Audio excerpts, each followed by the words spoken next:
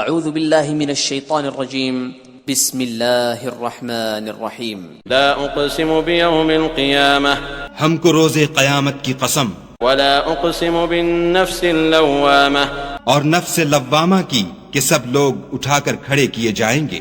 ایحسب الانسان ان لن نجمع عظامہ کیا انسان یہ خیال کرتا ہے کہ ہم اس کی بکھری ہوئی ہڈیاں اکٹھی نہیں کریں گے؟ بلا قادرین علی ان نسوی بنانہ ضرور کریں گے، اور ہم اس بات پر قادر ہیں کہ اس کی پور پور درست کر دیں۔ بل یرید الانسان لیفجر امامہ مگر انسان چاہتا ہے کہ آگے کو خود سری کرتا جائے۔ یسأل ایان یوم القیامہ پوچھتا ہے کہ قیامت کا دن کب ہوگا؟ فإذا برق البصر جب آنکھیں چندھیا جائیں وخسف القمر اور چاند گہنا جائے وجمع الشمس والقمر اور سورج اور چاند جمع کر دیے جائیں۔ یقول الانسان یومئذ این المفر اس دن انسان کہے گا کہ اب کہاں بھاگ جاؤں؟ کلا لا وزر بے شک کہیں پناہ نہیں۔ الى ربک یومئذ المستقر اس روز پروردگار ہی کے پاس ٹھکانہ ہے۔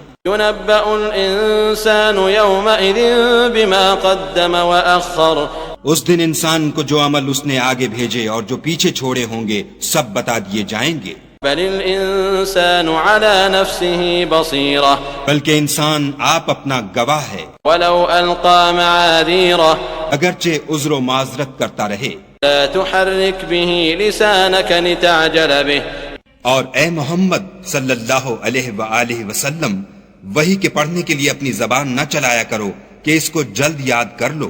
ان علينا جمعه وقرآنه اس کا جمع کرنا اور پڑھانا ہمارے ذمے ہے۔ فإذا قرأناه فاتبع قرآنه جب ہم وحی پڑھا کریں تو تم اس کو سنا کرو اور پھر اسی طرح پڑھا کرو۔ ثم ان علينا بيانه پھر اس کے معانی کا بیان بھی ہمارے ذمے ہے۔ كلا بل تحبون العاجلة مگر لوگو تم دنیا کو دوست رکھتے ہو وتذرون الآخرة اور آخرت کو ترک کیے دیتے ہو۔ وجوه يومئذ ناظرة اس روز بہت سے منہ رونق دار ہوں گے إلى ربها ناظرة اور اپنے پروردگار کے محو دیدار ہوں گے۔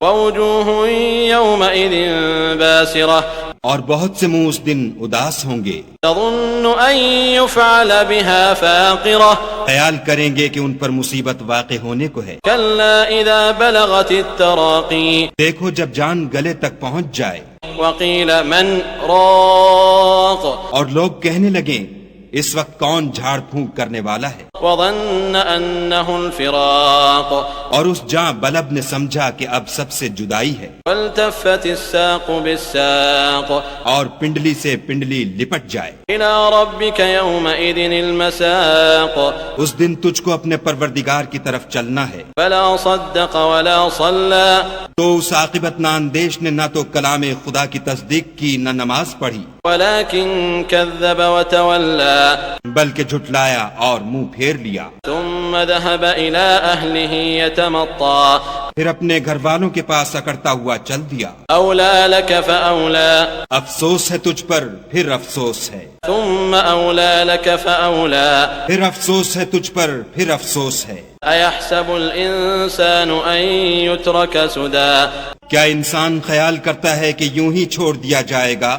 ألم يكن نطفة من مني يمنى کیا وہ منی کا جو رحم میں ڈالی جاتی ہے ایک قطرہ نہ تھا؟ ثم كان علقة فخلق فسوى پھر لوتھڑا ہوا، پھر خدا نے اس کو بنایا، پھر اس کے اعضاء کو درست کیا، فجعل منه الزوجين الذكر والأنثى پھر اس کی دو قسمیں بنائیں، ایک مرد اور ایک عورت۔ أليس ذلك بقادر على أن يحيي الموتى کیا اس کو اس بات پر قدرت نہیں کہ مردوں کو جلا اٹھائے؟